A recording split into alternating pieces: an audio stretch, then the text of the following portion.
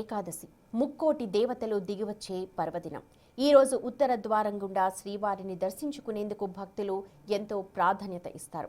పశ్చిమ గోదావరి జిల్లాలోని ప్రముఖ పుణ్యక్షేత్రం ద్వారకా తిరుమలలో ముక్కోటి ఏకాదశి వేడుకలు కన్నుల పండుగగా జరుగుతూ ఉన్నాయి. అసలు ఈ ఏకాదశి విశిష్టత ఏంటి? ఉత్తర ద్వార దర్శనం ఎందుకు చేసుకోవాలి? ఈ అంశాలపై ద్వారకా తిరుమల ప్రధాన అర్చకులు జగన్నాథాచార్యులతో మా ప్రతినిధి శివసాగర్ నిర్వహించిన ప్రత్యేక ఫేస్ టు ఫేస్ ని ఇప్పుడు చూద్దాం.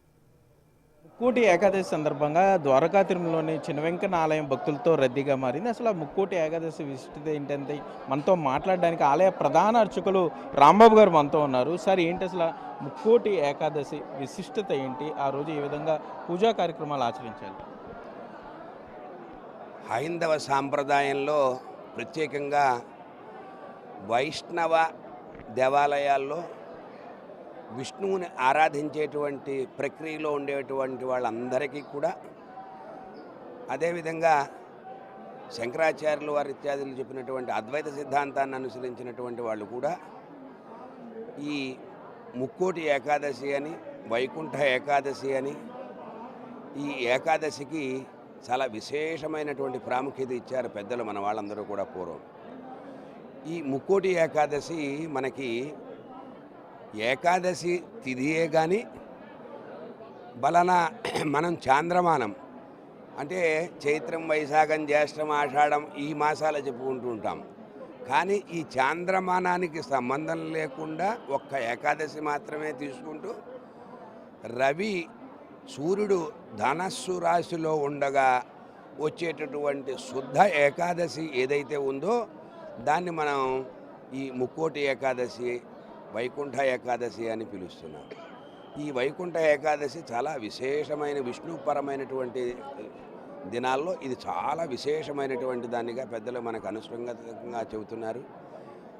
అదేవిధంగా మనకి ఇప్పుడు ఎలాగైతే రాత్రి పగలు మంచి చెడ్డ ఇలా అనుకున్నప్పుడు మనకి ఉత్తరాయణాన్ని విశేషంగా ఉత్తమమైన దానిగా మనం స్వీకరిస్తూ ఉన్నాం. ఉత్తరాయణ, దక్షిణాయన రెండు విశేషమే, అందులో ఏమి ఇది కాదు. కానీ రెండింటిలో కూడా ఉత్తరాయణం కొద్ది విశేషమైన దానిగా చెబుతున్నాం. ఈ ఉత్తరాయణం అనేది మనకి రేపు మకర సంక్రాంతి రోజు నుంచి ఈ ఉత్తరాయణం ప్రారంభమవుతుంది. ఆ ఉత్తరాయణానికి ఇది. అదేవిధంగా స్వామివారు ఈ వైకుంఠంలో ఉత్తర ద్వారంలో బ్రహ్మాది దేవతలకు అందరికీ కూడా స్వామి దర్శనం ఇస్తూ ఉంటారని, అదేవిధంగా మనం ఈ ముక్కోటి ఏకాదశి రోజున ఉత్తర ద్వారంలో స్వామిని మనం చేసి స్వామికి ఆరాధనలు చేసుకొని ఆయన్ని దర్శించినట్లయితే స్వామివారి యొక్క దయ మన అందరి యందు మిక్కుటంగా ఉంటుంది అని కారణంగా మనం అందరం కూడా ఈ ముక్కోటి ఏకాదశిని చాలా విశేషంగా చేసుకుంటున్నాం. అటువంటి ఈ ముక్కోటి ఏకాదశి ద్వారకా తిరుమలలో చాలా విశిష్టమైందిగా సనాతనంగా చేసుకుంటున్నప్పటికీ కూడా రోజు రోజుకి దినదిన ప్రవర్ధమానంగా మనకి ఈ భక్తుల యొక్క రాక కానివ్వండి, అదేవిధంగా ఈ ముక్కోటి ఏకాదశికి ముందు రోజున మనకి ఈ సంక్రాంతిలో కనుమ రోజు మనకి గిరి ప్రదర్శనం సనాతనంగా ఉంది. కానీ ఈ మధ్యకాలంలో ఈ వెంకటేశ్వర స్వామి వారి దీక్ష తీసుకునేటువంటి భక్తులు ఈ ముక్కోటి ఏకాదశికి దీక్ష విరమణ చేసేటట్టుగా ముందు ఒక మండల దీక్షగా తీసుకుని చేస్తూ ఉన్నటువంటి, అందువలన వీళ్ళందరూ కూడా ఈ రోజున దీక్ష విరమణ చేస్తూ పూర్ణాహుతి చేసుకుంటున్నారు.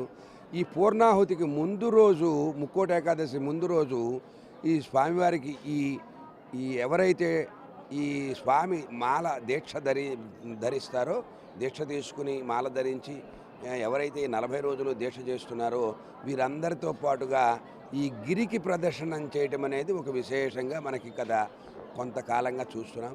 అది కూడా రోజు రోజుకి బాగా విశేషంగా బాగా ఆదరణ పొందుతూ స్వామి దయని పొందడానికి చాలా ప్రయత్నం చేస్తున్నారు.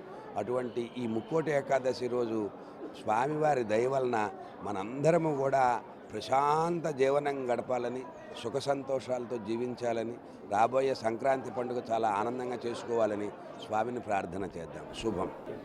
ఇది ఇక్కడ పరిస్థితి. కెమెరామెన్ భాగ్యరాజ్తో సాగర్ బిగ్ టీవీ, ద్వారకా తిరుమల నుండి.